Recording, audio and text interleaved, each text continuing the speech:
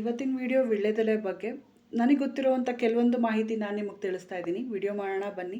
ಈ ಹಬ್ಬ ಹರಿದಿನಗಳಲ್ಲಿ ವೀಳ್ಯದೆಲೆ ನಾವು ಸ್ವಲ್ಪ ಜಾಸ್ತಿನೇ ತಂದಿರ್ತೀವಿ, ಅಥವಾ ನಾವು ಕುಂಕುಮಕ್ಕೆ ಬಂದಾಗ ಕೊಟ್ಟಿರೋರು ಇರ್ತಾರೆ ನಾವು ಹೋದಾಗ.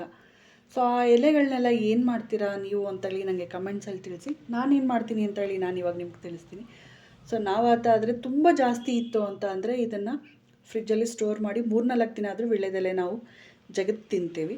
ಸೊ ಕಡಿಮೆ ಇತ್ತು ಅಂದರೆ 1-2 ದಿನದಲ್ಲೇ ಖಾಲಿ ಆಗಿಬಿಡುತ್ತೆ. ಸೊ ಸಾಮಾನ್ಯವಾಗಿ ನಾನಂತೂ ವೀಳ್ಯದೆಲೆನ ಬಿಸಾಡೋದಿಲ್ಲ. ಇದರಿಂದ ತುಂಬಾ ಬೆನಿಫಿಟ್ಸ್ ಇದೆ. ಅದನ್ನೇ ನಾನು ನಿಮ್ಗೆ ಹೇಳೋಣ ಅಂತೇಳಿ ಇವತ್ತು ವಿಡಿಯೋ ಮಾಡ್ತಾ ಇರೋದು.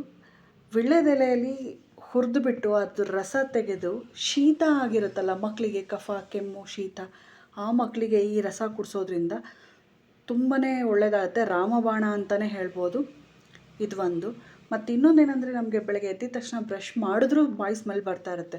ಅಂಥವ್ರು ಕಂಟಿನ್ಯೂಷನ್ ಆಗಿ 1 ವಾರದವರೆಗೂ ವೀಳ್ಯದೆಲೆ ಆಗುತ್ತೆ ತಿಂದರೆ ದುರ್ವಾಸನೆ ತುಂಬಾ ಕಡಿಮೆ ಆಗುತ್ತೆ, ಒಸಡು ಕೂಡ ಗಟ್ಟಿ ಆಗುತ್ತೆ ಅಂತೇಳಿ ನನ್ನ ಇದು ಸ್ವಂತ ಅನುಭವ.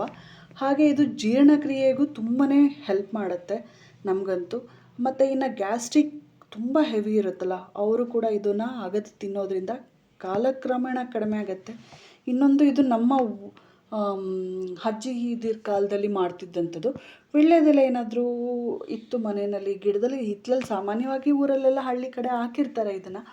ನಮಗೇನಾದರೂ ಬಿದ್ದು ಗಾಯ ಆಯಿತು, ಏನಾದರೂ ಆಯಿತು ಅಂತ ಅಂದರೆ ಈ ಎಲೆನ ಹುರಿದ್ಬಿಟ್ಟು ನೀಟಾಗೆ, ಅಂದರೆ ಒಂದು ಬಾಣಲಿ, ಒಂದು ತವ, ಹಂಚು ಏನರ ಮೇಲಾದರೂ ಸರಿ ಹುರಿದ್ಬಿಟ್ಟು ಅದರ ರಸ ನಾವೇನು ತೆಗಿತೀವಲ್ಲ, ಆ ರಸನ ನಾವು ಗಾಯ ಏನಾಗಿರುತ್ತೆ ಅದ್ರ ಮೇಲೆ ಹಿಂಡೋರು. ಅಂದರೆ ಇದು ಬೇಗ ಮಾಗತ್ತೆ ಅಂತ. ನಾನಿವತ್ತು ತೊಗೊಂಡಿರೋದು 2 ಥರದ ಎಲೆ. ಒಂದು ಅಂಬಾಡಿ ಎಲೆ ಅಂತೇಳಿ ಹೇಳ್ತೀವಿ ನೋಡಿ, ಇದು ಅಂಬಾಡಿ ಎಲೆ ಅಂತೇಳಿ ಕರಿತೀವಿ. ಇದು ಸ್ವಲ್ಪ ನಮಗೆ ಅಷ್ಟು ಖಾರ ಬರೋದಿಲ್ಲ. ಇದು ನಾಟಿ ಎಲೆ, ಇದು ಸ್ವಲ್ಪ ಖಾರ ಇರುತ್ತೆ ಅಂತ ಹೇಳ್ತೀವಿ. ಸೊ ನೋಡಿ, ಅದು ಅಂಬಾಡಿ ಎಲೆಗೂ ನಾಟಿ ಎಲೆಗೇನೆಂದರೆ, ಅಂಬಾಡಿ ಎಲೆ ಉದ್ದ ಬರುತ್ತೆ, ಈ ಎಲೆ ಸ್ವಲ್ಪ ಆ ಕೈಯ ಥರ ಅಗಲವಾಗಿರುತ್ತೆ ಒಂದು. ಇದನ್ನು ಯಾರಾದರೂ ಮನೆಯಲ್ಲಿ ವೇಸ್ಟ್ ಮಾಡೋದಿದೆ ದಯವಿಟ್ಟು ವೇಸ್ಟ್ ಮಾಡಿಬಿಡಿ. ಈ ವಿಡಿಯೋ ನೋಡಾದ್ಮೇಲೆ ಉಪಯೋಗಿಸಿ.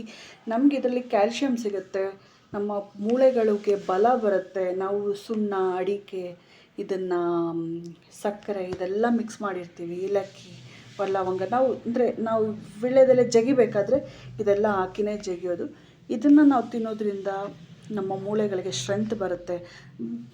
ಕ್ಯಾಲ್ಶಿಯಂ ಕಡಿಮೆ ಆಗಿದೆ, ಕಬ್ಬಿಣಾಂಶ ಕಡಿಮೆ ಆಗಿದೆ ದೇಹದಲ್ಲಿ ಅಂತ ನಾವೇನು ಹೇಳ್ತೀವಲ್ಲ, ಆ ಟೈಮಲ್ಲಿ ನಾವು 1 ತಿಂಗಳವರೆಗೂ ನಾವು ಜಗಿದ್ರೂ ನಮ್ಮ ಕಬ್ಬಿಣಾಂಶದ ಏನಿರುತ್ತಲ್ಲ ಅದು ಲೆವೆಲ್ಲು ಸರಿ ಹೋಗುತ್ತೆ ಅಂತಲೇ ಹೇಳ್ಬೋದು.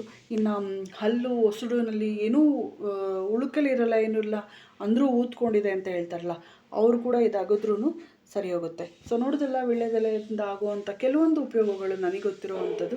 ನೀವು ಟ್ರೈ ಮಾಡಿ ಅಂತ ಕೇಳ್ಕೊತೀನಿ. Thank you friends.